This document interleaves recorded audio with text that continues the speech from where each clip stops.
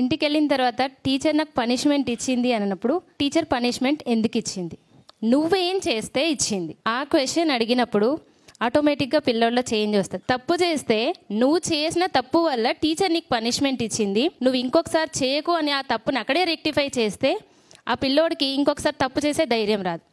అది కరెక్ట్గా parents follow అయితే ఏ పిల్లోడు ఇంటికెళ్ళి కంప్లైంట్ చేయడు, ఏ టీచర్కి పనిష్మెంట్ ఇవ్వాల్సిన అవసరం రాదు. ఈరోజు చెప్పగానే వెళ్ళి అవునా నేను టీచర్ తిట్టారా పనిష్మెంట్ ఇచ్చారా నేను వెళ్ళి అడుగుతాను. దానివల్ల పిల్లల్లో తప్పు చేసే కాన్ఫిడెన్స్ పెరుగుతుంది. నా ముందే టీచర్కి ఎందుకు ఇచ్చారు ఇలా ఏం చేశారని అడుగుతారు. నెక్స్ట్ డే వాడు కాన్ఫిడెంట్ గా మిస్టేక్ చేస్తున్నాడు. అప్పుడు మళ్ళీ మీరు ఒకవేళ కారిడార్ లో నడుస్తుంటే వీడు పక్కన ఫ్రెండ్స్ కి వెళ్ళి రే ఈ టీచర్ మా నాన్న అడిగేసింది, ఈ టీచర్ మా నాన్నకి అడిగేసింది. పేరెంట్స్ కి మినిమం రెస్పెక్ట్ అనేది తెలియట్లేదు. ఒక టీచర్ కి ఎలాంటి రెస్పెక్ట్ ఇవ్వాలి వాళ్ళకే తెలియకపోతే వాళ్ళు పిల్లలకి ఏం నేర్పిస్తున్నారు. మేము అన్ని మినిమం వాల్యూస్ అన్ని మేము నేర్పిస్తున్నాం, మోరల్ వాల్యూస్ నేర్పిస్తున్నాం.